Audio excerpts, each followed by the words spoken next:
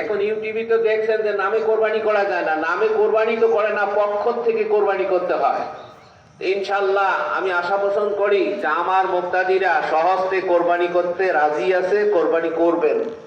আল্লাহ আপনাদের কোরবানি করার তৌফিক দিন। কোরবানির প্রাককালে যারা নিজ হাতে করতে পারবেন না, কোরবানির পশু কোরবানির সময় তার পাশে দাঁড়িয়ে থাকবেন।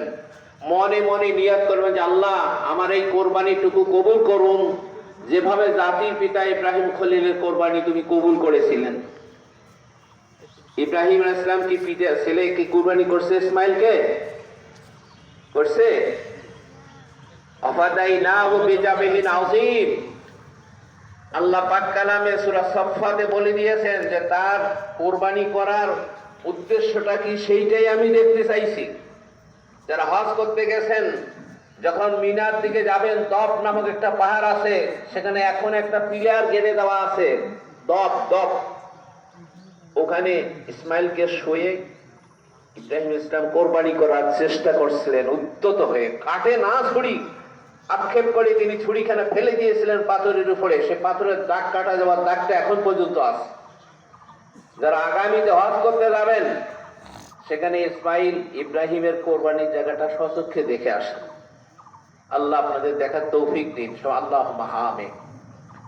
আলোচনা তো বাড়াতে পারবো না।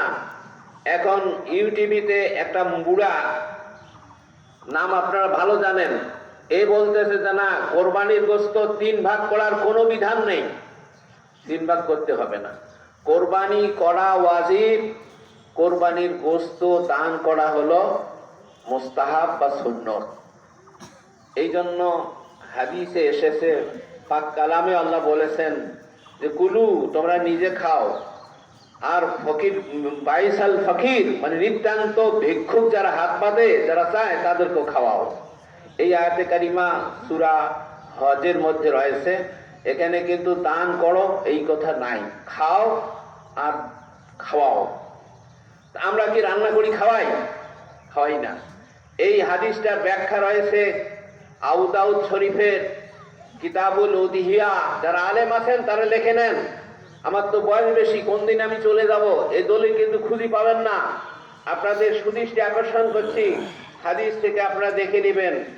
আপনারা যারা এমনি করে এই গোশত বন্টন করে দিবেন, এর উপরে যে সন্দেহের উদ্রেক করে দিয়েছে একজন মুলবি, এই বেটা কিন্তু প্রকৃতপক্ষে হাদিস খুঁজি দেখে নেই।